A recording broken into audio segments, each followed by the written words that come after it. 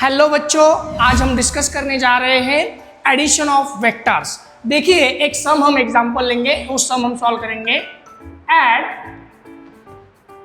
To vectors A arrow equal to 6 unit and B arrow equal to 8 unit, और इन दोनों vector के बीच में जो एंगल आपको दिया है दैट विल बी 90 डिग्री। अब आप जानते हैं, हमने लॉ ऑफ पैरेललोग्राम सीखा था। इसके अंदर हमें पता है रिजल्टेंट कैसे फाइंड किया जाता है।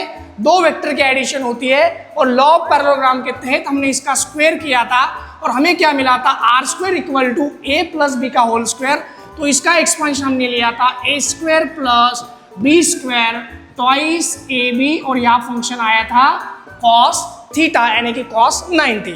मतलब ये रहा आपका पहला वेक्टर ए एरो और ये रहा आपका दूसरा वेक्टर बी एरो। इनके बीच में जो एंगल आपको दिया गया है वो है 90 डिग्री। अब आप देखिए, हम रिजल्टेंट यहाँ ड्रॉ करते हैं और इस रिजल्टेंट की वैल्यू हमें मिलेगी सॉल्व करने के बाद। अब कैसे सॉल्व करेंगे? एक वेक्टर है 6 यूनिट, उसका स्क्वायर कीजिए।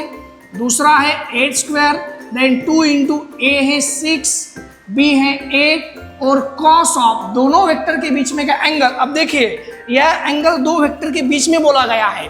जो हम एंगल यहाँ ड्रॉ करते हैं, जो अल्फा से डिनोट करते हैं, ये अल्फा वाला एंगल नहीं लेना है। ये अल्फा डायरेक्शन को शो करता है, इसलिए दोनों वेक्टर के बीच में का एंगल लेना जरूरी है। और वो एंगल आपको दिया है 90 डिग्री, तो यहाँ बनेगा कॉस 90। और आप जानते हैं कॉस 90 0 होता है, मतलब पूरी टर्म कैंसिल होगी और आपको आर स्क्वायर मिलेगा 36 प्लस 64। तो आर स्क्वायर की वैल्यू बनी 100, तो आर बना आपका 10। अब ये जो आर आपका आया है, ये आर आपका आया है 10। तो आर अगर 10 है तो ये क्या आई है, मैग्नीट्यूड आई है। क्या आई है? मैग्नीट्यूड। अगर ये मैग्नीट्यूड है तो इस रिजल्टेंट को डायरेक्शन भी होगी, क्योंकि ये भी तो एक वेक्टर है।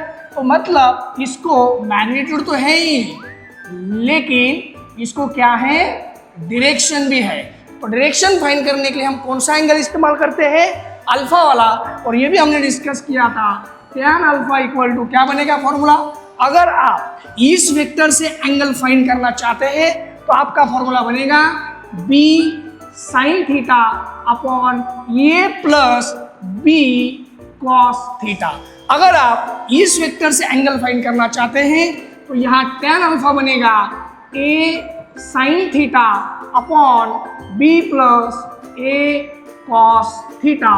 तो आप जहाँ से जिस वेक्टर से एंगल लोगे तो उसका फॉर्मूला अलग अलग रहेगा। और इस दिस में आपको ये अल्फा क्या शो करता है, डायरेक्शन शो करेगा, और ये आर आपकी मैग्नीट्यूड और डायरेक्शन है। और ये रहा आपका आंसर। थैंक यू बच्चों।